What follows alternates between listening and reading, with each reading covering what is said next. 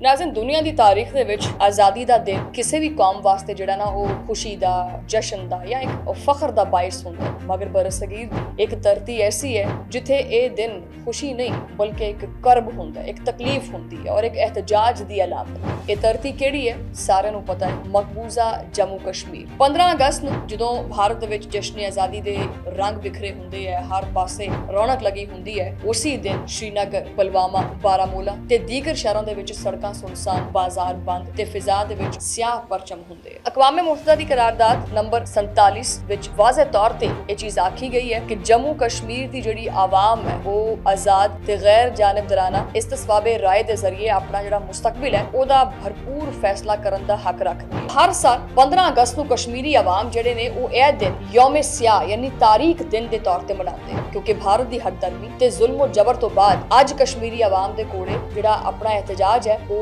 एक मौसर हथियार है।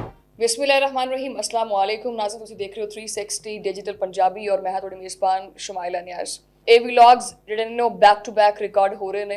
ਇੱਕ ਜਿਹੜਾ ਇਸ ਤੋਂ ਪਹਿਲੇ ਜਿਹੜਾ ਵਲੌਗ ਹੋਇਆ ਤੁਹਾਨੂੰ ਦੱਸਿਆ ਕਿ ਦੁਨੀਆ ਦੇ ਵਿੱਚ ਜਿਹੜਾ ਇhtਜਾਜ ਹੈ ਖਾਲਿਸਤਾਨੀ ਕਿਸ ਤਰ੍ਹਾਂ ਕਰਦੇ ਪਏ ਹੈ, ਲੇਕਿਨ ਅਸੀਂ ਇਸ ਮੌਕੇ ਤੇ ਕਸ਼ਮੀਰ ਨੂੰ ਕਿਦਾਂ ਭੁੱਲ ਸਕਦੇ ਹਾਂ।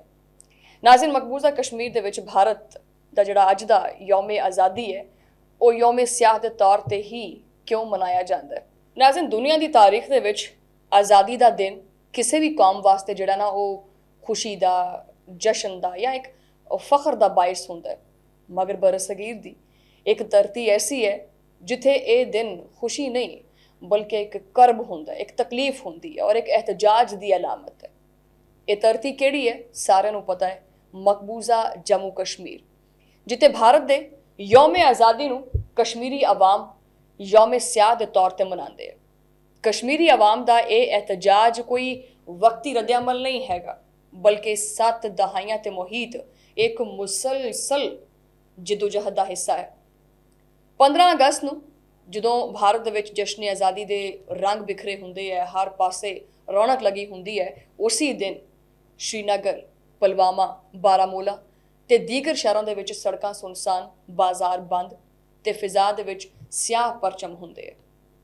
ये एक पुरअमन मगर एक बड़ा तवाना और बड़े वाज़े तौर पर पैगाम है कश्मीरी आवाम वालों कि असी भारती कब्जे नूं मुस्तरद करते हैं। जनाब 1947 दे विच बरसगीर की तकसीम के वक्त जम्मू कश्मीर एक मुस्लिम अक्सरती रियासत सी जिन्हों है ना असूले तकसीमे हिंद तहत पाकिस्तान का हिस्सा बनना चाहिए सी, लेकिन फिर महाराजा हरी सिंह दे भारत दे नाल इलहाक और बाद विच भारतीय फौज के कब्जे ने कश्मीरी आवाम की जिहड़ी आज़ादी है उन्होंने सलब कर लिया। जनाब अक़वामे मुत्तहिदा की करारदाद नंबर 47 विच वाज़े तौर पर यह चीज़ आखी गई है कि जम्मू कश्मीर की जिहड़ी आवाम है वो आज़ाद ते गैर जानिबदाराना इस्तिस्वाबे राय के जरिए अपना जिहड़ा मुस्तकबिल है उहदा भरपूर फैसला करन दा हक रखदी है। मगर भारत ने इस करारदाद नूं मन्निया ही नहीं, उन्हें अमल दरामद ही नहीं किया। अक़वामे मुत्तहिदा की करारदाद ते भारत की हरदर्मी का तारीखी पस मंजर वो भी दसते हैं। 27 अक्तूबर 1947 भारतीय फौज जम्मू कश्मीर विच दाखिल होंदी है तो कब्जे का आगाज हो जाता है। 1 जनवरी 1948 पाकिस्तान मसला कश्मीर नूं अक़वामे मुत्तहिदा च लैके जाता है। फिर जनाब 21 अप्रैल 1948 करारदाद नंबर 47 मंजूर यानी इस्तिस्वाबे राय का वादा होया। फिर 5 अगस्त 2019 आर्टिकल 370 ते 35A का खात्मा यानी कश्मीरियों की जिहड़ी एक खसूसी हैसियत है ना वो खत्म। लिहाजा हर साल 15 अगस्त को कश्मीरी आवाम जिहड़े ने वो यह दिन यौमे स्याह यानी तारीख दिन के तौर पर मनाते हैं, क्योंकि भारत की हकदर्मी ते जुल्म और जबर तो बाद अज कश्मीरी आवाम के कोले जिहड़ा अपना एहतजाज है वो एक मौसर हथियार है और ये हथियार जिहड़ा है वो भारत के जशन नूं सोग विच बदली कर दिंदा है।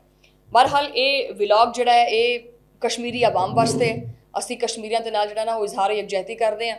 यह जिहड़ा काला सूट पाया है ये भी यौमे स्याह यानी कि मैं तुहाडे नाल भरपूर इस चीज़ का साथ दिता है कि 15 अगस्त नूं ਕੱਲ ਜਿਹੜਾ ਸੀ ਮੇਰਾ ਆਪਣਾ ਪਾਇਆ ਹੋਇਆ ਸੀ ਆਪਣੇ ਪਾਕਿਸਤਾਨ ਦੇ ਝੰਡੇ ਵਾਲਾ ਸੂਟ, ਅੱਜ ਜਿਹਨਾਂ ਦਾ ਯੌਮ ਸਿਆਹ ਹੈ, ਕਿਉਂਕਿ ਜਿੰਨੀ ਬਰਬਰੀਅਤ ਤੇ ਅਕਲੀਅਤਾਂ ਦੇ ਨਾਲ ਜਿਹੜਾ ਸਲੂਕ ਭਾਰਤ ਦੇ ਵਿੱਚ ਹੁੰਦਾ ਹੈ, ਮੇਰੇ ਖਿਆਲ 'ਚ 15 ਅਗਸਤ ਨੂੰ ਕਾਲੇ ਰੰਗ ਦਾ ਸੂਟ ਹੀ ਪਾਉਣਾ ਚਾਹੀਦਾ ਤੇ ਕਾਲੇ ਝੰਡੇ ਹੀ ਲੈ ਕੇ ਨਿਕਲਣੇ ਚਾਹੀਦੇ ਨੇ। ਇਹਦੇ ਨਾਲ ਹੀ ਹੁਣ ਮੈਨੂੰ ਦਿਓ ਇਜਾਜ਼ਤ, ਤੁਹਾਨੂੰ ਮੁਲਾਕਾਤ ਹੋਏਗੀ ਅਗਲੇ ਵਲੌਗ ਦੇ ਵਿੱਚ। ਉਦੋਂ ਲਈ ਅੱਲਾ ਨਿਗਹਿਬਾਨ।